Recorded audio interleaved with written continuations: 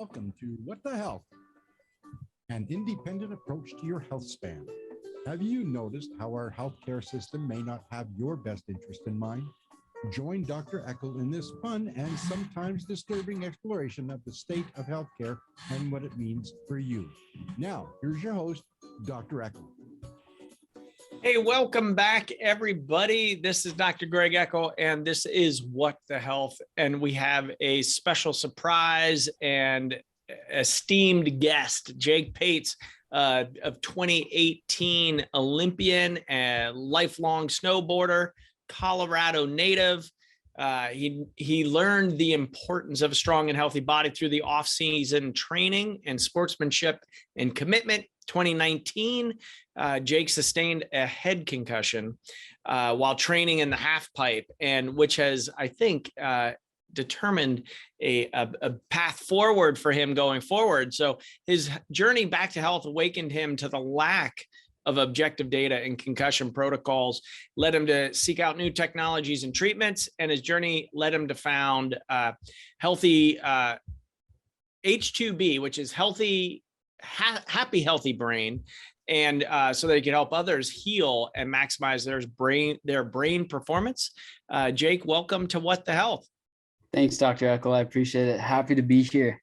Yeah, I've been so psyched to get you on the show, talking about neurology, brain development, and in particular, concussions in sports, because you've lived it and you've went through the process and discovered how lacking basically the whole program protocol is.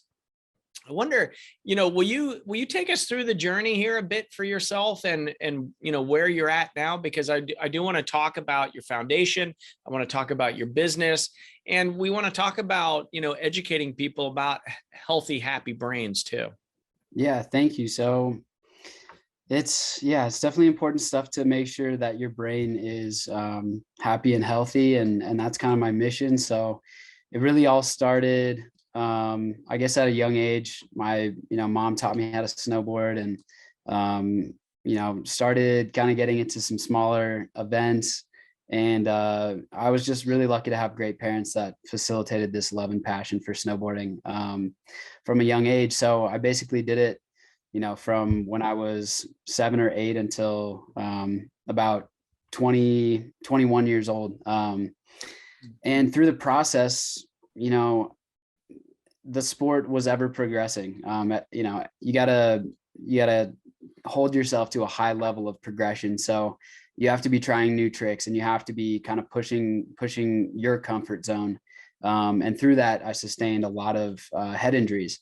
Not too many that were super serious. I never felt like I really had a bad concussion to the point where it really changed my everything for me in terms of being able to do everyday tasks and stuff like that. But a lot of repeated head injuries eventually caught up with me, and I ended up having one, like you mentioned, the season of 2019, 2020 at an event. And it was really interesting because this concussion for me, I really had barely even hit my chin, and my jaw kind of clamped down, and I immediately started noticing symptoms of a concussion. I know it all too well. And just to kind of backtrack a little bit, before that head injury, I had gotten a EEG scan from a company that's based out in Denver. It's called WAVi Medical. They make a portable EEG device. And my brother's girlfriend's brother was an engineer for this company. And he said, before the season, hey, you should get a baseline brain scan in case anything happens. Because he knew how dangerous it was. And at that point, I was competing professionally, and the tricks and the risks associated are unfathomable. Really, it's a very dangerous sport. So I ended up getting a baseline brain scan before that season, and once I sustained that concussion, I was able to have consecutive brain scans throughout the process of my recovery and track my brain performance up until the point that it returned to the same performance as my healthy baseline. And that was, a very important piece to the puzzle for me to have the confidence to go back out to snowboarding and not risk a second impact. So that's really where this idea kind of sparked in my mind. And I said to myself, wow, I'm fortunate enough to have this opportunity where I've, been through all of these concussions and I've been involved in action sports for so long. I was able to really be, I guess I don't want to be too doom and gloom about it, but I was really kind of a victim of the lack of objective information in concussion protocols. And after that concussion and after tracking my progress through recovery, COVID kind of hit in March of 2020. And I had all this downtime and I had been wanting to start, a nonprofit.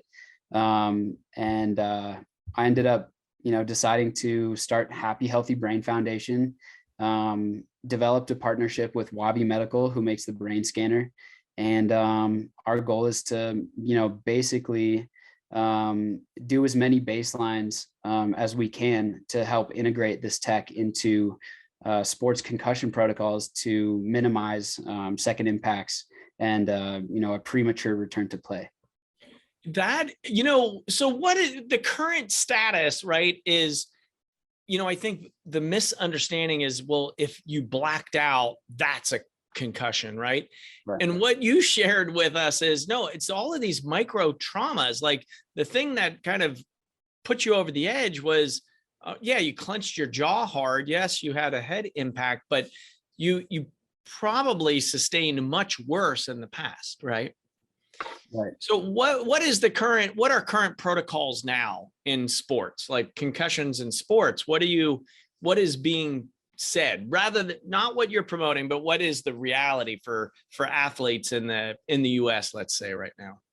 Right. And the reality of it really motivated me to start this, because a lot of my friends have been victim to, and I feel like victim is a bad word, but have been subject to, poor objective information or lack thereof in concussion protocols.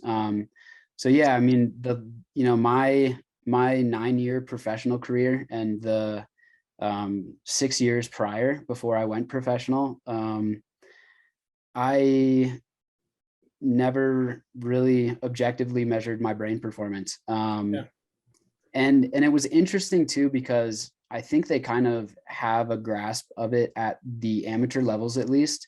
We would do a baseline impact test, at least, and once I went professional, I had, a good 9-10 years competing at that level, and never once, measured my brain or did a baseline exam or, even anything subjective in the form of a questionnaire or something like that to get a baseline. So the reality of it is there's not much for objective information, if any, in sports concussion protocols.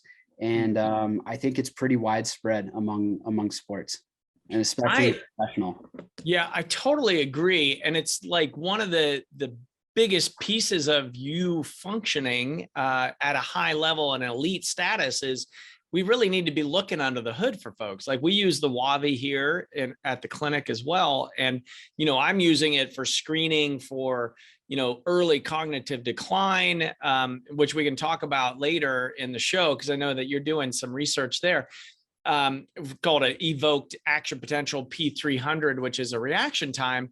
But what did you find so you had this baseline and then had the injury and then kind of did a serial analysis of rehab and getting your brain back to kind of pre-accident status. What did it look like? So for folks that don't know, what we're talking about is electroencephalogram, which is a 19 lead read of all of the electrical activity of the brain. So maybe share some of that with us. Yeah. And like you're saying, it's a cortical measurement of the frequencies coming off of your brain and in different areas. And these things can change due to trauma. Obviously, even things like lifestyle changes, cardiovascular fitness, things like that. But what I really saw in my post-concussion WAVi scan was a decrease in my brain's reaction voltage, which is basically how much you can think of it as like horsepower of the brain, right? For the people that don't know, that are listening, basically how much electricity your brain's emitting in the form of microvolts. So that's a millionth of a volt. And mine decreased a lot. I think I went from, gosh, I'm trying to remember. I think it was I was at 27 microvolts for my baseline. And it ended up going down to, I want to say it was like 16, 17, 18, something like that. And the normal day-to-day variation of microvolts is only plus or minus 2. So anything outside of that is really significant. So to have something drop, anywhere from 6 to 10 microvolts is pretty significant. And we see that a lot with concussions, through the last couple of years of trying to accomplish the mission of my foundation. We've scanned a lot of people with TBI. We scanned a lot of people with acute post-concussion, and it's a trend. It's actually a non-specific marker that WAVi uses for acute concussion. Your brain reaction voltage decreases, your horsepower decreases. I also saw a decrease in the physical reaction time. So with the evoked response potential test that you're talking about, the P300, for those that don't know, you get an auditory stimuli and you have to click the space bar or click the mouse once you hear that. And the software, the WAVi software, will measure your response time, among a lot of other things. But my physical reaction time, the amount of time it took for my instincts to kick in, for me to hit that button once I heard the tone, that really got slower as well.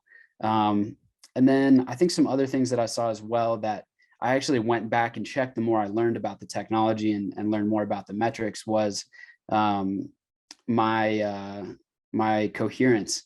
So the coherence marker, essentially, there was an increase in coherence, meaning a decrease in the communication from different regions of my brain. So yeah, among some of the things that I was seeing. Wow.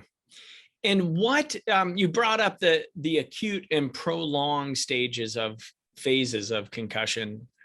So a lot of folks don't, again, it's like the old school method is, well, if you blacked out, that's a significant head trauma and you need to stay awake all night because you could die in your sleep, right? Like, so, but there's a lot of nuances in here. Like that is not correct information anymore. So for those listening, if you've got kids in sports, soccer, football, skiing, the winter sports, etc., hockey, I'm a hockey fan and player through college. You have a cumulative building up of the micro traumas that then can send you over the edge. But then there's acute versus prolonged stages. So maybe unpack that for us. Yeah, of course. And those are, things that you can measure with this technology, which is a big part of the reason why I'm trying to integrate it into sports, concussion protocols. So yeah, you can have an acute concussion. I think it's something like 80% of people recover within 7 to 14 days from an acute concussion. And those 20% that don't kind of transition from acute to prolonged phases where their brain performance is still tainted. And through that process, comes all kinds of mental health issues, mood changes, personality changes, whatever it looks like. For me, like I was saying, I kind of went back and looked at that and saw changes in coherence. That was a non-specific marker that WAVi identified in a retrospective analysis of their 4-year concussion study they did that was published in 2020. And they, found that coherence was a non-specific marker for prolonged concussion. And for me, I had, that was really the only time I was able to measure my experience with a concussion and actually measure my brain performance. But just like many other times, I was experiencing, mental health issues, depression, anxiety, some of which were physical, vertigo, stuff like that. And yeah, really, I think caught up to me. So many repeated head injuries. Obviously, we know that you get more susceptible the more head injuries you get. And you could probably speak better to this. But it's a metabolic syndrome essentially. So, the neurons firing and the different chemical imbalances in your brain are really the basis of a concussion. Yeah. Once that process starts, if you don't do anything to kind of put the fire out on the brain, it continues to ramp up with reactive oxidative species, ROS, and that inflammatory cascade continues. And that's why it's like that component of micro traumas that then become the macro. It just kind of keeps building until you put that fire out. And, it's interesting, right? Because we are in youth sports and the amateur component, we have a little bit of awareness around it, but then you get into professional sports and, it's like, that's an important piece of you. And without it, you're not able to function at that elite status. And then there's like a lack of support or awareness around it, which it's just kind of a total disconnect. So I'm really, I was so excited to meet with you and hear about your Healthy, Happy Brain Foundation. And then also what you're doing, with your other business as well, with the baseline neuro with the Neurotropics and kind of basically brain food. So you've done some research, you self-funded some research. Tell us about that. Like, what did you find with that? Yeah, so we self-funded a concussion study. Man, I'm trying to remember the dates. This was kind of a while ago. We self-funded a concussion study with the U.S. Olympic team and their head neurologist. And so basically, we had the people that they were seeing on a day-to-day basis with sports concussion come in, mostly kids, I believe. They'd come in, they would get scanned by the WAVi device. And, basically they would use the WAVi device as they would go through their normal protocol. And so, yeah, we're really trying to just collect information on how this technology could be used in a clinical sense for, concussion recovery. And that's, it's the device itself has been proven to be a very important part of the piece of the puzzle for concussion assessment. Basically, WAVi did a 4-year concussion study with the University of Colorado football team and some surrounding schools. That was published in 2020. They came up with, non-specific markers for acute concussion. Then they did the retrospective analysis of that study, came up with the non-specific markers for prolonged concussion. And so the research is really important to me. And that's something that, we're pursuing, not only in concussion, but also for things like neurodegenerative disease, and just all types of cognitive deficits, really. Anything that anything that we can assess, we'll assess. So got some things in the works that are really exciting. I don't want to say too much, but yeah, the research is really, really important to me. So why is that for you? Why? I think because I really got a few things. I got a firsthand look on how, on the concussion side, these things can affect not only you, but your whole family. I mean, like I was saying, I've had, mental health issues derived from concussions, especially after that last one. I think a lot of the repeated concussions caught up to me. But I've learned how, it's really important to make sure you're not going back to play too early and getting a second impact. And the way that I bring awareness to the decision makers, so to speak, is by getting that data, collecting the data, doing the research, collating it, proving the concept, and then showing these people, time after time after time, we've done the research, we've proved this. So, that whole process is really important to getting things done in terms of integrating this technology into concussion protocols. And it's, also through my own experience and also friends' experience with concussions and just mental health issues in general, I've had a lot of friends die by suicide. And it kind of seems like it just is never ending. Every once in a while, another one goes. And it's really evident to me that there needs to be a bigger focus and a bigger emphasis on things we can do to improve, mental health resources. So, that's another thing that contributes to it being important. Also, my grandfather's had dementia for what we think is like the last 10 years, but now really catching up to him. And, recently just put him in a memory care home. And it's just tough to see. It's just tough to see that stuff happen. And I've really just come to realize your brain is everything. Your brain is you.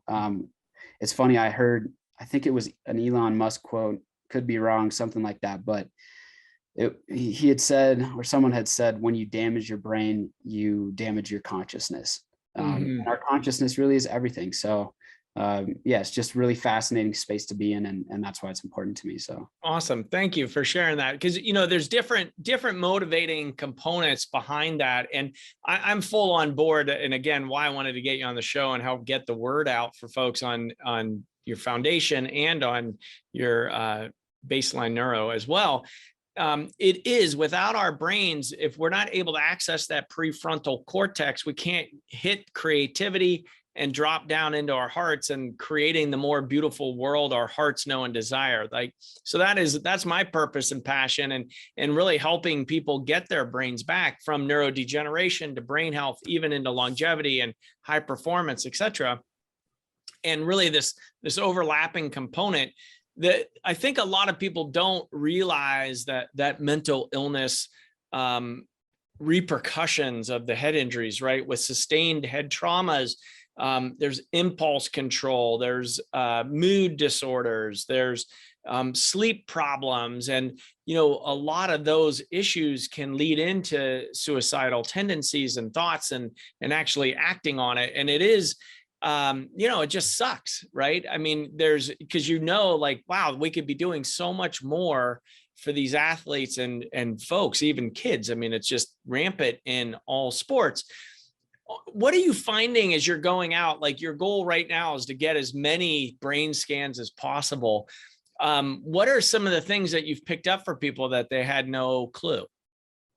Yeah, it's man, it has been a journey for sure, and it's been a battle. I think I knew that going in, but I didn't necessarily expect that it would be as tough to get the word across, educate people, bring awareness to this as it has been.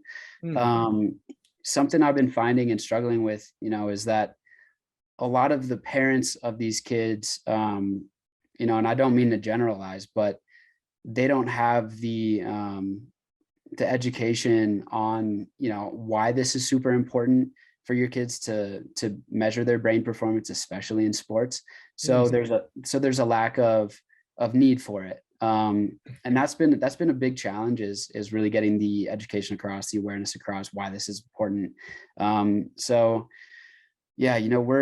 We're really also working towards just integrating this tech into healthcare systems as a whole, because like we've been talking about, it's not only beneficial for sports concussion, it's also beneficial for mental health disorders in general, mild cognitive impairment, neurodegenerative diseases and such. So it's just been tough also to kind of fund this. So that's why I started the for-profit as well. I spent so much of my own money just trying to keep this nonprofit alive. And I had retired from snowboarding. I'm retired now, and was, kind of faced with a decision to make a living some other way. So I started the for-profit, and sure, we're all doing research and stuff, but yeah, it's definitely a gorilla of a problem to tackle. But I think it was interesting in our introduction, a close friend, PJ, had brought up that if enough of us band together, we can get it done, or Yeah. at least, make more progress towards it. So yeah, we just all got to get together and make it happen. When you say resistance, I mean, is there like people don't want to get their kids' brain scanned, or they're skeptical of the tech, or what happens there? Like, what is it? Yeah, it's I honestly think it stems from I think it stems from the cost associated. And really, part of doing this is, we wanted to make this as cost effective as possible. We wanted to make this really affordable for people. So, we're offering $100 baselines, and $100, and it's actually a donation. You don't have to donate if you don't want to. We also will cover, the scans for people that don't have the means to pay for it. But I think that's one of the big things that I've run into is like, wow, guys, $100 donation to a foundation that will, help cover it for someone who doesn't have the needs. So you can protect your child from developing, mental health issues derived from concussions. Right. And that's just like the awareness part. If we can really bring education and awareness to these people to say, look, guys, the danger of head injuries and the repercussions of those lie in returning to play too soon, returning to play before you've healed. That's where the danger lies, and that's what we're trying to prevent. Also, I think there's just like a stigma around kind of brushing it off, and we are like tough it out type of yeah, thing. In sports, I think that's just how people are. You gotta be tough to play. So Sure. that's also something. But yeah, I think if I could say anything, if those parents listening are interested and might have reservations about doing the scan, guys, this is something that is an insurance policy, essentially to protect your kids from, or yourself, if you're an adult that does sports, to protect you from developing unnecessary mental health issues or brain health issues that you would get if you return to play too early and sustain another concussion. So because the risks of that, right, going back too soon, you already have it's like the smoking gun is already there, and it's like that second bullet that has even worse repercussions as far as recovery times. Can you even come back from that, depending on how big a sustained hit or concussion that you hit? What are you noticing? So you can also use this tech for determining when is the appropriate time. Like you mentioned for yourself, you notice like, hey, I got my scans back to pre-accident status. So there is a way that you can use the tech on a serial testing component rather than just, the old H in space and proprioception from the neurologist to clear you for game readiness. Are other professional sports teams using this, or it seems like it's the biggest asset in professional sports. You have these bodies, you're paying millions of dollars for these guys and gals to perform, and the biggest asset is the brain in there. It seems like that is, pun intended, a no-brainer to do this, right? Yeah, completely. You're 100% on the money there. I think we are making progress, and WAVi's making progress as well. They're starting a rugby concussion study to integrate this tech in England, and that's a big step forward. There's a BBC article that just came out on that. I'll have to send your way. But great. Yeah, essentially this technology is very disruptive to the space. I feel like a lot of the brain assessment technology leading up until 2016, 2017 has been around for so long, decades. So this technology really is revolutionizing the brain assessment industry.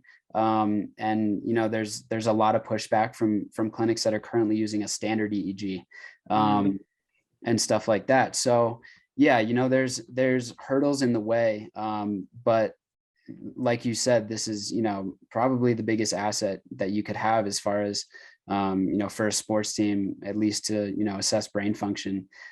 So I'm pretty confident that things will keep heading in a positive direction. I feel like there's hurdles with anything, and Sure. especially a disruptive technology in the medical space. That's just kind of how it is. Sure. But yeah, you know, and also this technology is FDA cleared as an aid to diagnosis. So, you know, it's a piece of the puzzle. I didn't use this technology myself and then clear myself. Obviously you could do that if you were to get one yourself, but this is something that is supposed to be used as an aid to diagnosis in a doctor's office, you know, with their medical opinion on what the data says. So, you know, I was consulted from, you know, a medical professional on what the data looked like. And that gave me the confidence to say, all right, I was good to go back. And that's, you know, that's where the value is here. So. And are you, just for you personally, you're back out snowboarding? I mean, not at that elite professional front, but I'm guessing you still live in Colorado. You love to do that. You're out and you don't have any worries on it. Yeah, no, you know, I think I was pretty subject to like PCS for a while. But over the last 2 years, I've done a lot as far as, you know, supplements, nootropics, functional neurology, cranial sacral therapy, hyperbaric oxygen chamber therapy, audio visual brainwave entrainment. I've done so many therapies and treatments to the point where I feel like I feel great now. And it's kind of a double-edged sword, because I feel great now and I've learned so much that I wish, you know, I could go back and treat the concussions with the same attention that I did these last couple of years, because I feel like I'm ready to go back in. But no, it's great. I go snowboarding and I'm not worried. I'm not really doing anything too crazy. So yeah. Awesome. So then you've even spawned another company called Baseline Neuro. So what are you doing in that area? Yeah, so Baseline Neuro is essentially a data collection company. So we're focusing on the neurodegenerative space. We're focusing on just pure brain performance, brain enhancement.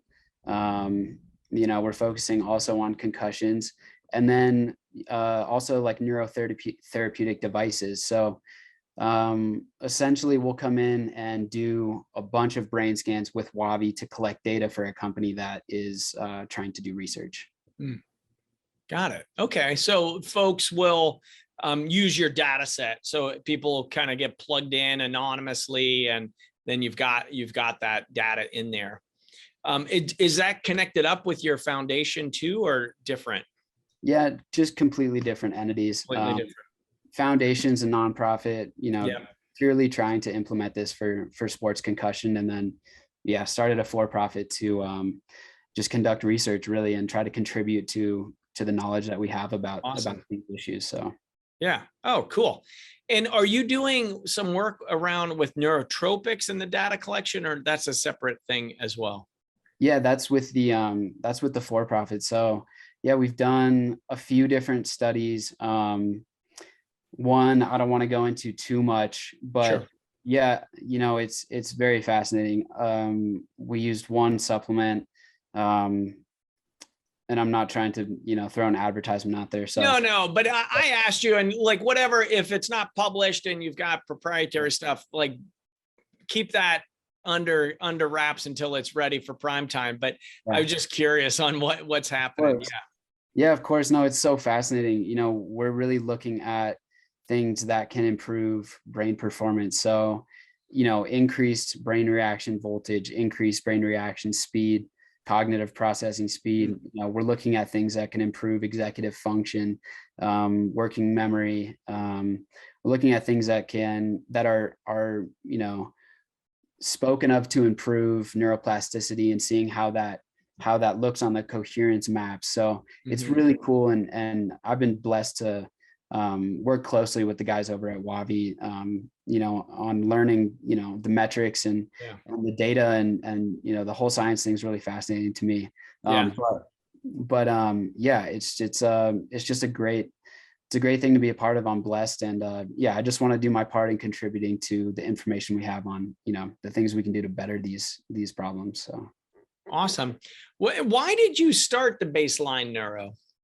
Yeah, so baseline neuro, like I was saying, I really started just because the nonprofit I started was and has been very financially tolling. And I kind of started that right, in 2020 as COVID hit, as I was recovering from this concussion, and then decided to retire from snowboarding. So I really didn't have a means of work or making money. I was really just kind of pouring it all into this nonprofit. So Yeah. I decided I need to, start a company, and if it was anything, it was going to be something contributing to health. So. Love it. Love it. And what are you excited about? What do you see? Where do you see this industry going, or what's the future hold as far as, if in the Jake Pates world, if you had the magic wand to make it happen, where are we going with this? Yeah, it's a really good question. It's a really good question.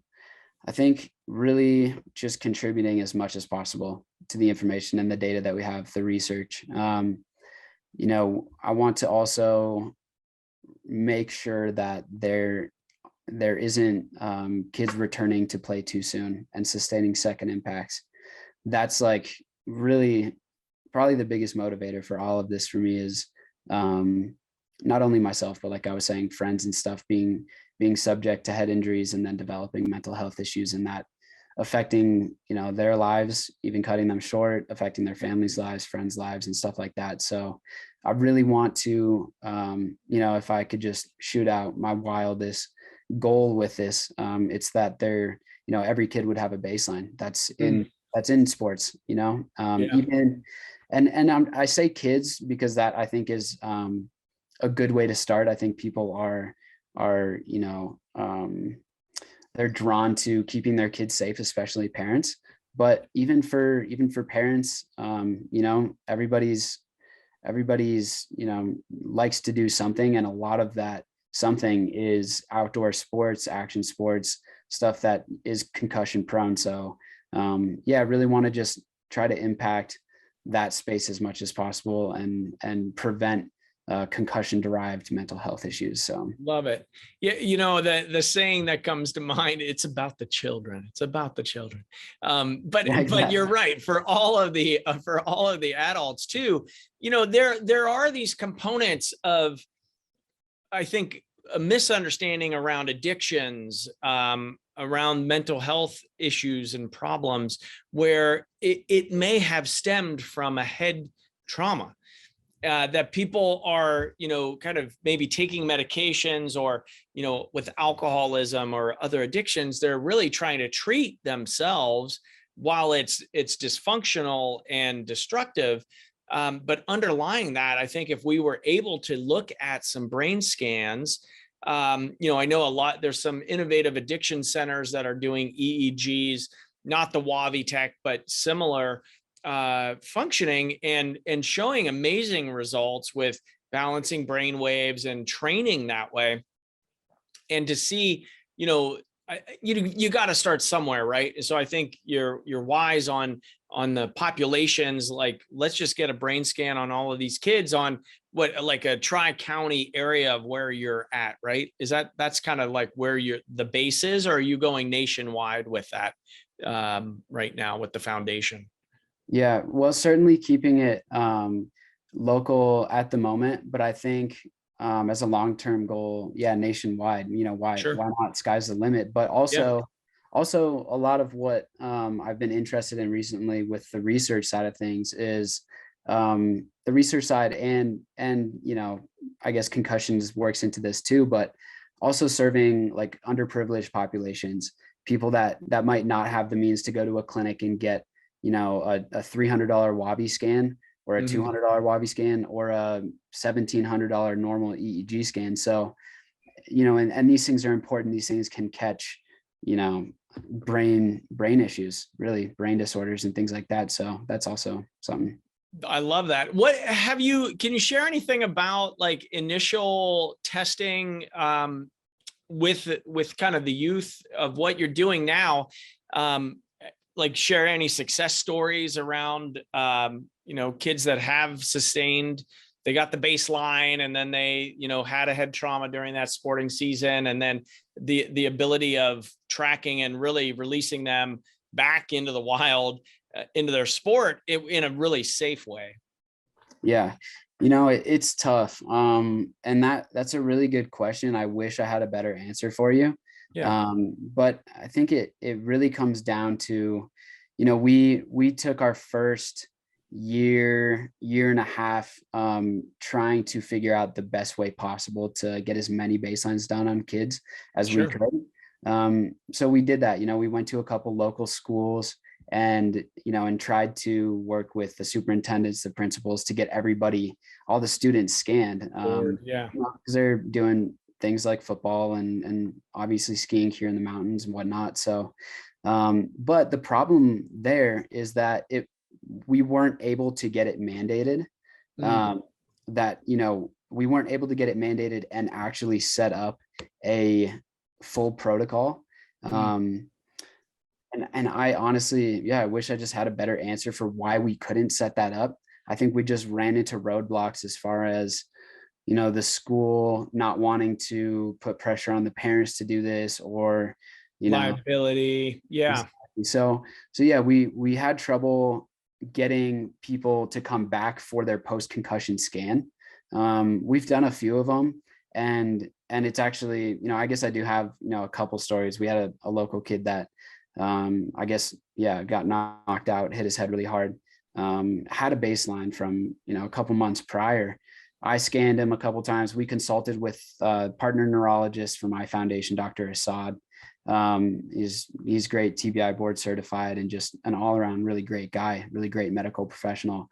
And then, we were able to get this kid into his local primary care physician and get that second opinion. And then, eventually he was ready to return to play. So there's been a couple of those instances, but it is somewhat frustrating. And I don't mean to be, negative about this, but it is frustrating kind of getting people to return for their post-concussion scan. So it's, why do you think that is? Is it that because they're feeling so good that they just feel like they don't need to look again, or what, what is that? Yeah, I think that could be part of it. For sure. I also feel like it's maybe just not as familiar to people as it could be yet. That comes into the awareness thing as well. But also, I think if there is a protocol in place with the primary care physicians, with the hospital executives, that can mandate this and make it a resource for people and say, guys, look, this is here for you. Then it kind of makes everything easier. And so that's really what we're doing now. I've kind of taken a step back. We're trying to set up this ecosystem of care for the community. And, we're trying to set up a go-to protocol for people. They get a head injury, they ideally have a baseline, but if they don't, they get a head injury, they get a WAVi scan, they continue to get subsequent scans and get consults from, the PTs that are doing brain and balance care, or the neurologists that, we have as a partner of our foundation, and they work with the primary care physicians, and then they get referred out to treatment. They get more scans after their treatment. Obviously the treatment kind of comes into play if it, transitions to prolonged phases, the concussion. And then, they get a final consult, a final WAVi scan, and they're ideally showing that they're all good to go, and we send them back. So check. Yeah. That I think, that component, because I'm wanting to really, I'm going to solicit our viewers and listeners to, if you know anybody that has had head trauma or concussions, please share this show with them. But also, if you know any decision makers at any universities, any sports teams, etc., like, be sure, extra special, to send this out, because this, I really want to get some energy behind your foundation, and also this brain awareness component. Currently we're filming in June. This is Brain Awareness Month, so it's really apropos that we made it happen this month for this. And it's that component around mental health disorders, mental illness. this really needs to be considered in the differential diagnosis. I have a lot of providers that listen to the show as well. So for education around that, really looking at some tech, is there other tech that you're also looking at with the baseline neuro, as far as bringing in more information into that platform for you? Anything on the horizon there? Sure. Yeah. The research side of things is interesting. One of the kind of pilot proof of concept studies that we just wrapped up with a nootropic company is using different, I don't want to say too much, but yeah, using different types of assessments, all kinds of assessments, not specifically looking at brain performance. So like I said earlier, this is a piece of the puzzle, and there's many pieces of the puzzle, just like anything. So it's not the end all be all, but it's certainly a great tool to aid in the process of assessment. And yeah, I mean, if you're listening, please, spread the word about brain awareness and the things we can do to help, measure and improve. So I love it. Now I'm going to switch gears just a little bit. So hopefully I don't catch you off guard on this, but it's because it's not every day that you get to talk to an Olympian, past Olympian. And so looking at, performance and mindset, what kind of advice do you have for folks around, because that's a different mindset that you have to be in when you're talking about, I'm going to be the best in the world in this sport. Where's the motivation come from for that type of performance? Where did it come from for you?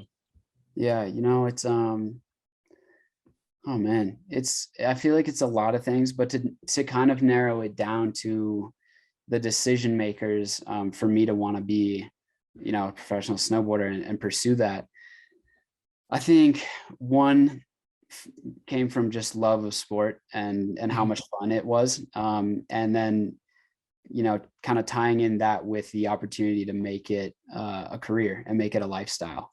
It really, I think the biggest thing really just stems from the fun of it and the love I have for it. I was lucky enough to do this at a young age, and I just developed like this love for it. So it was really, for me, I just kind of had one track mind. There wasn't anything else that I really was interested in or wanted to do. And I don't think I wasn't gonna stop until, I really achieved a satisfying level in my mind. Unfortunately, I really do feel like it was cut short due to just repeated head injuries and kind of bad decisions. But yeah, the one track mind, the athlete mind is definitely a different thing, especially being kind of post retirement for a while now. I'm realizing like, life is made up of so many different things. So it's crazy to just be all 100% in on one thing.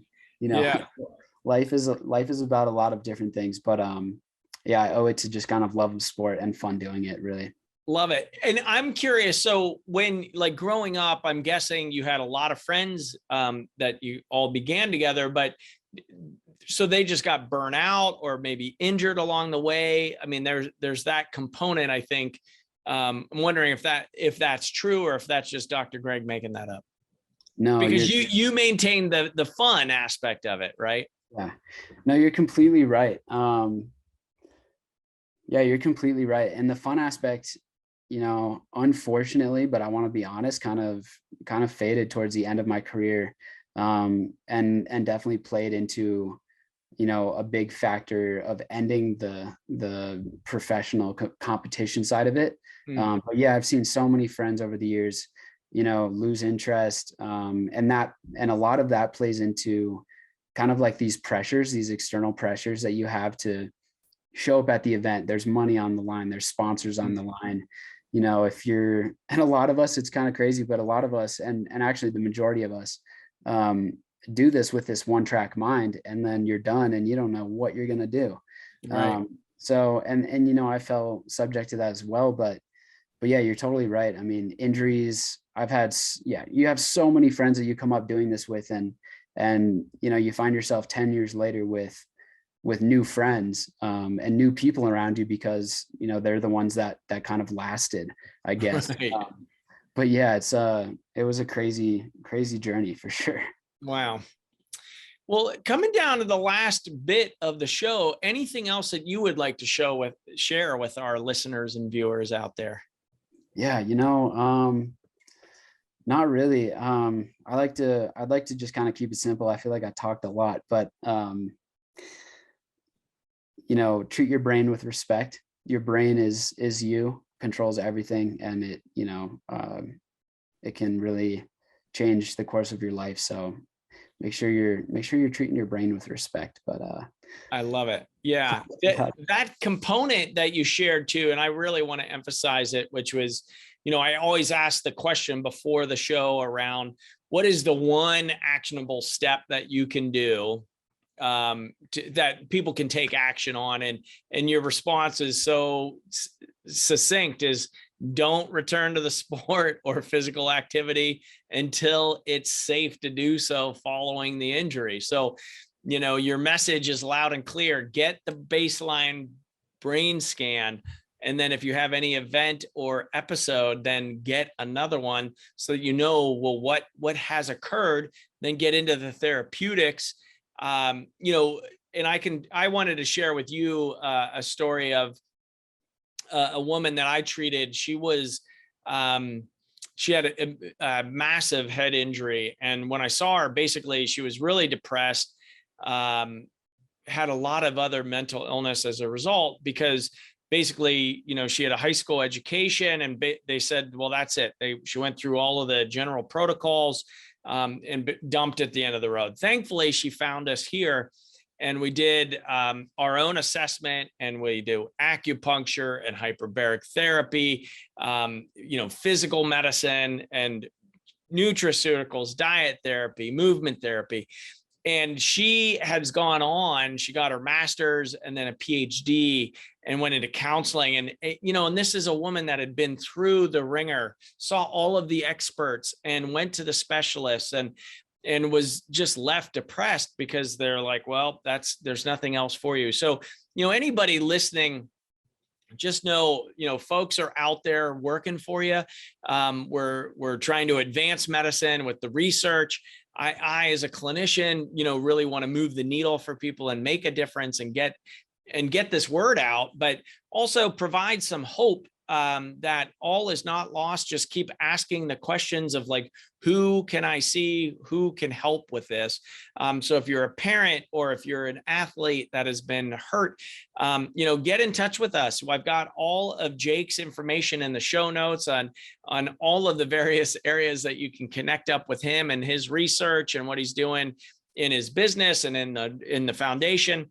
Anybody that has connections, maybe into some foundations that really want to support brain research and et cetera, let's get them in touch with Jake, and let's get, more brain awareness out there into the world. Jake, I really want to thank you for coming on, sharing your story, and all of the work that you're up to is inspiring. And again, anything that we can do to help support, please. I know we're going to be in touch for a long time. That's why I wanted to get you on the show and have this conversation with you. Anything else? Any inspiring last words for folks? Man, it's hard to follow up what you just said. You're on the dot there. It's yeah, there's so many people out there that can help, and it, you might feel like you lose hope in the current healthcare system, but keep looking for resources. Please reach out to me. Please, ask me questions. I'm here for you to help. Really to help, and yeah, don't lose hope. There's hope. You just got to look for it, and you just got to find it. So. Awesome. Everybody, thanks for tuning in. This is What the Health. We are here Tuesdays from 2 to 3 p.m. Pacific Standard Time on the Contact Talk Radio. If you like today's show, please go out there, give us a 5-star review. Those matter. And put down in your review what you learned today about brain health and what you can do. And share this show with 2 family members, friends, community. Let's get the word out, because our brains are that important. Until next week. Thanks, Dr. Eckel. Thank you. Okay, you're clear. Awesome.